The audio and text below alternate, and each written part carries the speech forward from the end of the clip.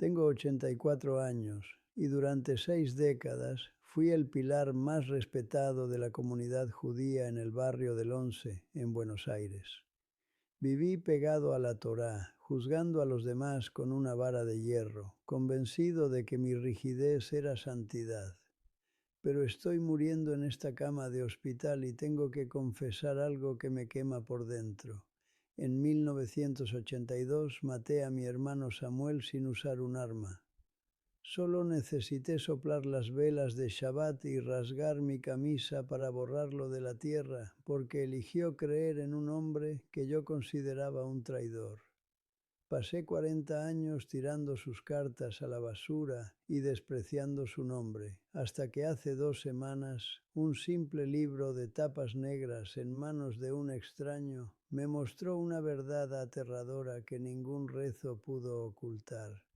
Lo que descubrí sobre ese Jesús al que tanto odié me hizo entender que el que estaba bajo tierra era yo, porque me veis ahora así, débil y con el cuerpo gastado, pero yo fui un hombre importante. En nuestra comunidad mi palabra era ley y nadie cuestionaba lo que yo decidía. Creía que protegía nuestra sangre y la memoria de mis padres que tanto sufrieron en Polonia. Pero lo que hice en aquella cena de viernes en 1982 no fue proteger nada, fue romper lo más sagrado de nuestra casa. Samuel era un hombre bueno, un músico que solo buscaba la paz, y yo lo eché a la calle como si fuera basura. Juré que no volvería a decir su nombre y obligué a mis hijos a olvidar que tenían un tío. Pasé 40 años convencido de que Dios estaba contento conmigo por ser tan duro. Hoy, en este silencio de hospital, entiendo que mi fe era una jaula que yo mismo construí.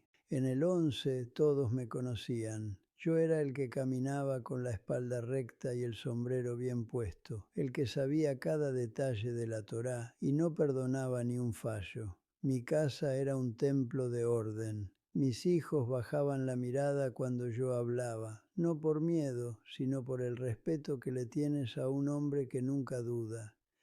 Creía que ser judío era una guerra diaria contra el olvido.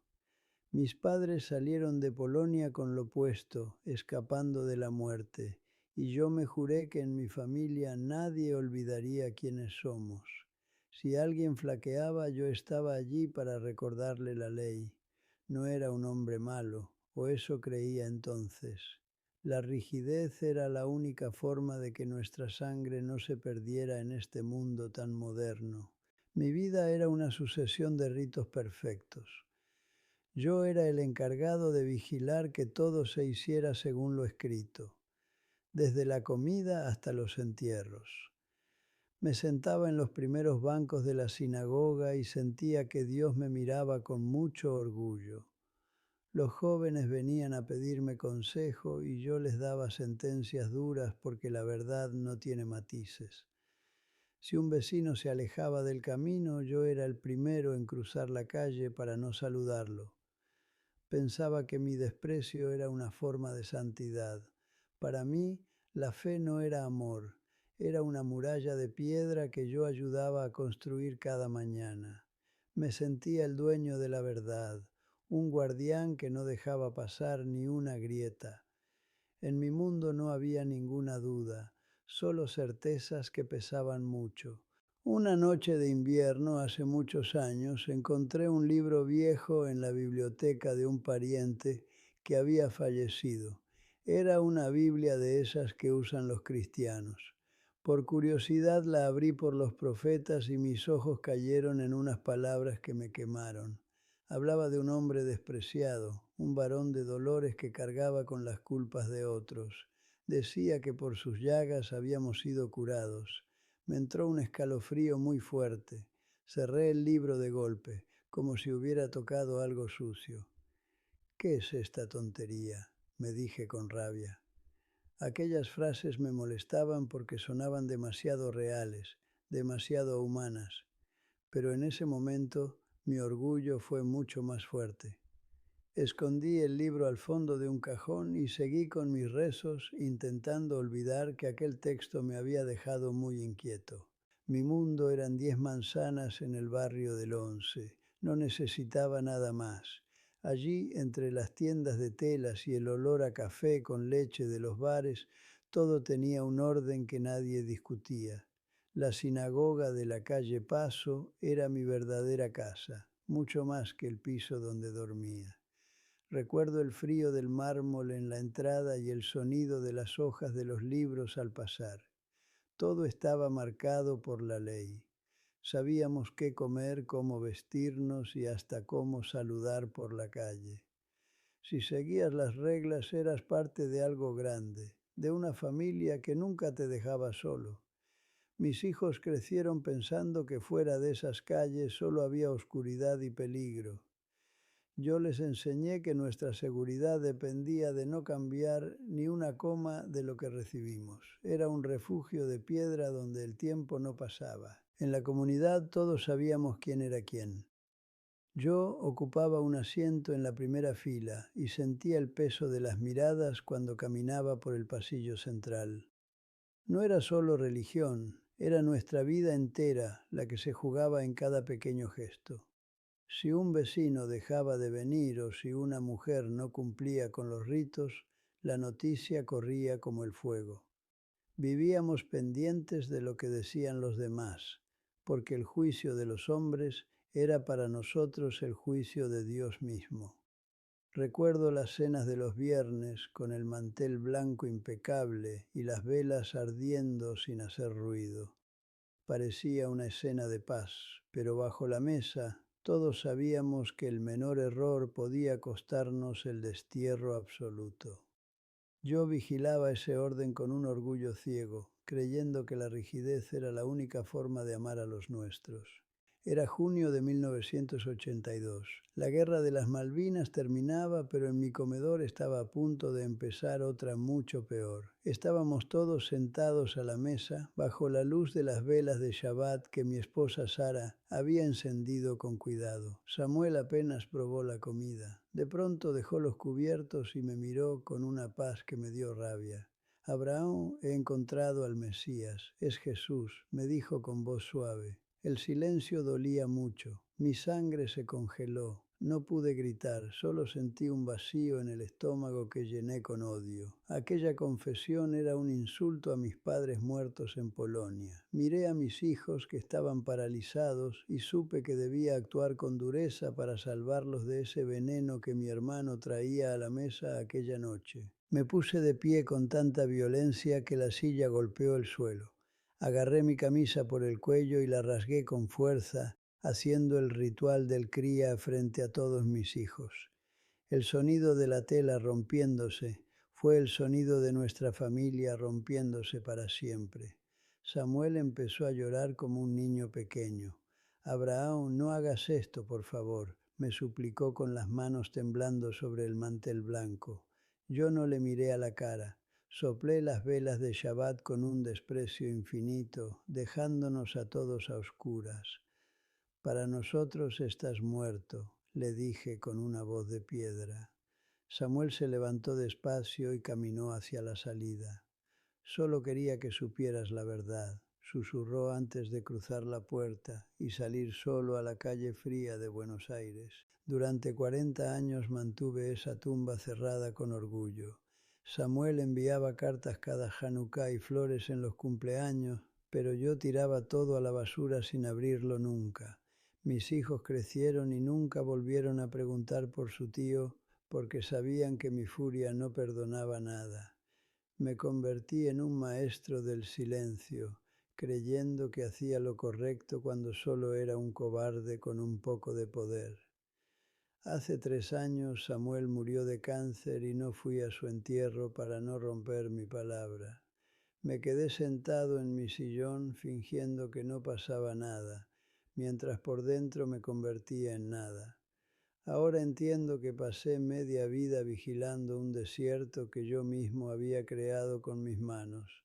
Maté a mi propio hermano. Samuel era mi hermano pequeño, 7 años menor que yo, y siempre tuvo un alma dulce que yo intenté endurecer a base de leyes. Era un hombre tranquilo, un músico aficionado que se pasaba las tardes tocando su violín viejo en el patio de nuestra casa. Aquella cena de 1982 cuando dejó los cubiertos sobre el plato y me dijo: Abraham, he encontrado al Mesías, es Jesús. Vi en sus ojos una paz que me dio mucha rabia. Yo no vi luz, vi una traición a nuestra sangre. Me levanté, rompí mi camisa frente a mis hijos y le grité: Vete de aquí, para nosotros estás muerto. Recuerdo el sonido de sus zapatos alejándose por el pasillo, un ruido seco que se quedó guardado en las paredes. Se fue con lo puesto, dejando su violín olvidado sobre el aparador. Pasaron 40 años en los que el nombre de Samuel fue una palabra prohibida en mi hogar. Mis hijos crecieron sin saber que tenían un tío que mandaba flores blancas cada Hanukkah y cartas que yo tiraba a la basura sin abrirlas. A veces, cuando la casa estaba sola, yo miraba aquel instrumento lleno de polvo y recordaba cómo Samuel se mordía el labio de abajo cuando se concentraba mucho en una nota difícil. Tenía una cicatriz pequeña en la barbilla de una caída que tuvimos de niños jugando en la calle Corrientes. Esos detalles me daban vueltas, pero mi orgullo era una pared que no dejaba pasar ningún recuerdo.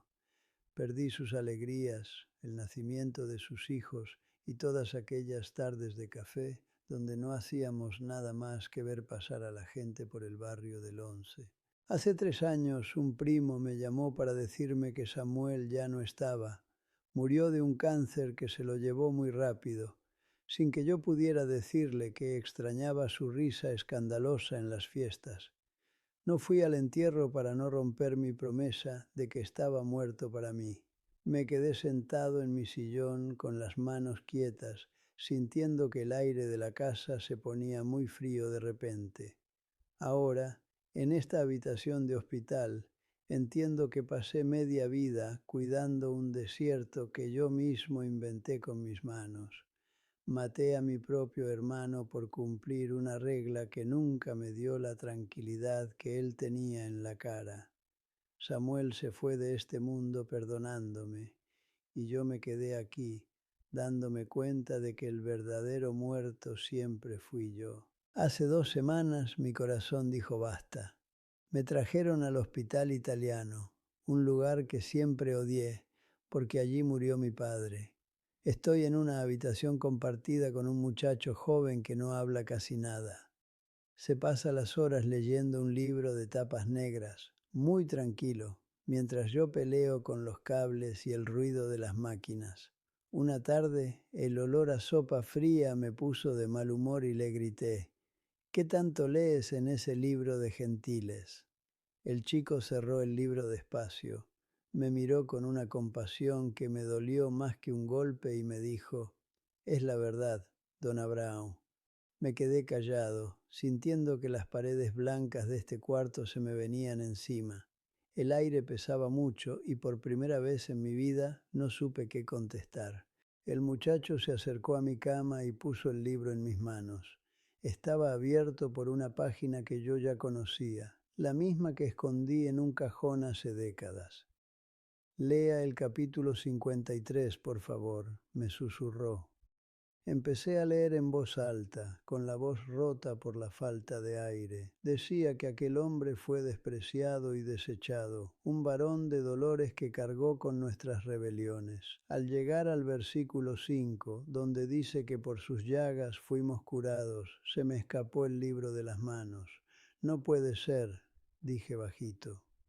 Aquel texto no hablaba de un extraño, hablaba de alguien que sufrió el mismo desprecio que yo le di a Samuel. El Mesías no era un guerrero fuerte, era alguien roto, igual que mi hermano cuando lo eché a la calle. El silencio que vino después fue el más largo de mi vida. No era un silencio de muerte, era como si Dios estuviera esperando a que yo soltara mi orgullo. Miré mis manos viejas y manchadas sobre la sábana blanca y empecé a llorar sin consuelo, como no lo había hecho en 80 años. Perdón, dije mirando al techo, pero no se lo decía al chico, se lo decía a él.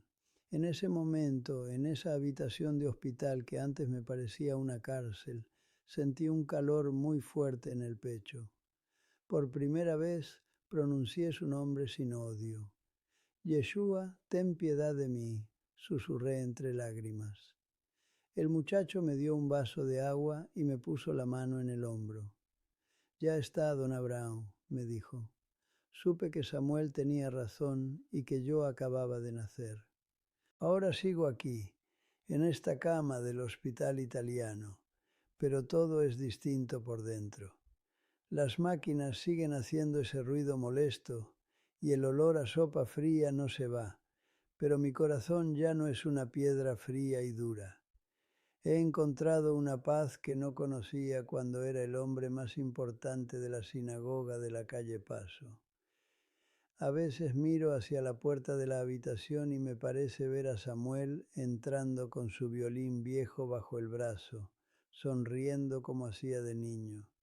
Sé que no vendrá, que se fue hace 3 años sin que yo le pidiera perdón, pero ahora entiendo que él me estaba esperando al otro lado de mi orgullo. La gracia de Dios es un calor muy fuerte, pero no me devuelve los 40 años que tiré a la basura por cumplir unas reglas.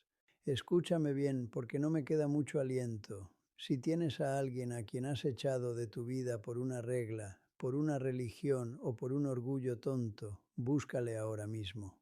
No esperes a tener 84 años y estar lleno de tubos para darte cuenta de que el amor vale más que cualquier ley.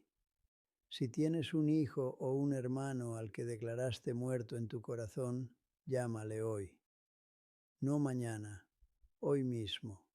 No dejes que el silencio se coma los años como me pasó a mí, porque el tiempo no vuelve y los cementerios están llenos de palabras que nunca se dijeron. Yo voy a ver a Samuel pronto y esta vez no habrá camisas rotas, solo un abrazo muy largo. No entierres a los vivos, porque el que se queda muerto por dentro vas a ser tú.